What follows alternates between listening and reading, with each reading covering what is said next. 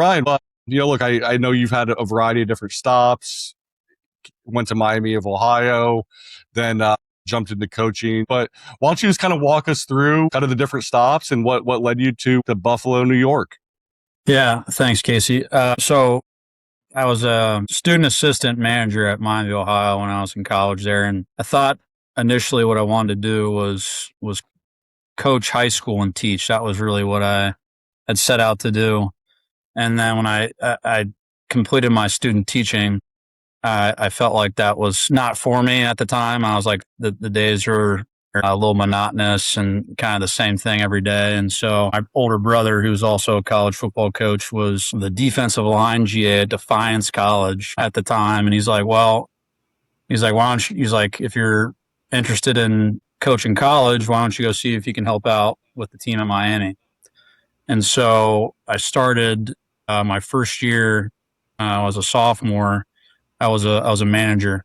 And then I kind of just worked my way up, became a student assistant, tried to just hang around as much as I could. And the more I was around, the more they gave me. And if I did a good job, they give me more. And so I did that for 3 years. And then my first job out of college was at Millikan University. It was a Division III school in Decatur, Illinois.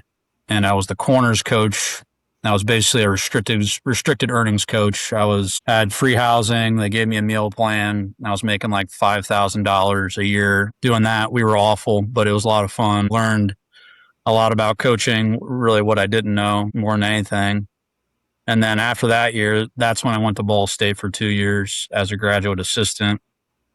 I was the defensive backs GA for a year, my first year in 2014. And then in 15, I went over to the offense and I was the receivers GA, and those 2 years were pivotal for me because of the stat. I work with Coach Lembo, who I'm working for right now, and then just the coaches I got to work for on that staff were incredible. The special teams coordinator, Justin Lustig, he's the special teams coordinator at Penn State right now. The receivers coach, Keith Gaither, is the running backs coach and special teams coordinator at Virginia.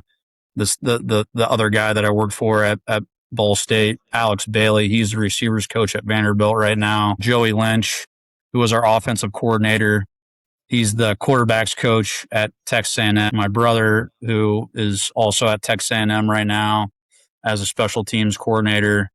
Daryl Dixon, who's the defensive coordinator at Army now. So like I could name a bunch of coaches, but like I learned so much in those 2 years. I was like, wow, I know nothing about football. I was like shocked at like how much I didn't know and just the people I got to be around, and those people poured into me, and it was a great experience. And then working for Coach Lembo, he's very, very organized and efficient head coach, and he's going to challenge you and make you better. And then after that, those 2 years, I was there for about 2.5 years, spent a spring there at Ball State when Coach Lembo left. And then I went to the University of Dayton, and I was there for 2 years as the corners coach. And yeah, man, go Flyers, baby. And, that was a great experience for me. One, because I got to live at home. And then two, I learned a ton about defensive football. Rick Chamberlain, who was the head coach for over 10 years there, was an assistant there for over 20 years, I believe. He played there, coached there. That's the only place he ever worked. And then I worked for a defensive coordinator by the name of Landon Fox, who's the defensive coordinator now at Western Illinois. Those two men, they were pivotal and just teaching me like defensive football and working at Dayton, and just the expectation there and the standard of like they expect to win. Like that was probably the biggest thing. Like you go to practice and you go into a game, like the kids expected to win. When there was a close game, no one got tight. It was really like refreshing to see. It's like, man, this is what a winning culture looks like, because that's what they've done at Dayton for so many years. So I learned a ton from those two guys and had a great experience. And then from there, I went to Tiffin University for my first full-time job. I was the defensive backs coach there for a year. Had the corners and the safeties. So that was my first time really having my whole room by myself. And I think for people that don't coach or haven't coached college football or any type of coaching, you stand up in front of that room for the first time and now it's on you like that. There was a there was a certain feeling like, oh shit, like this is me now. I'm not sitting in the meeting room watching somebody present. Now it's on me. So that was obviously very, very impactful. And then from there, I spent a year at Tiffin, and then I went to Landon Fox, who I worked for at Dayton. He got the head coaching job at the University of Valparaiso, and I was there for 4 years as the defensive coordinator and safeties coach. And it was my first time being a coordinator, which there was a lot of peaks and valleys. We got better, but it was a hard place to win at, especially in that conference. It was hard to recruit against the Daytons, the Butlers, the Drakes of the world, St. Thomas in Minnesota. They joined the conference a little bit later, but it was a very competitive conference. Great coaches, learned a ton just not only running a room in your position, but now you're the coach who's got to plan the meetings, run the meetings.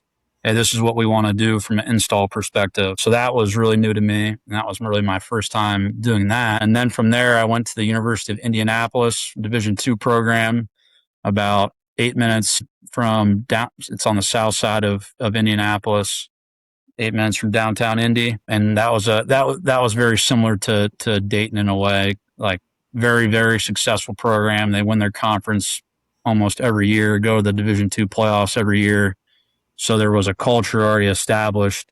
So it was like, you come in there, just don't fuck it up type of thing. You know what I mean? So that was fun. Had a lot of success there. We were really good on defense that year and made the playoffs, and that was great. And then I really wasn't looking to leave Indianapolis. I loved it there. My wife is from Indianapolis.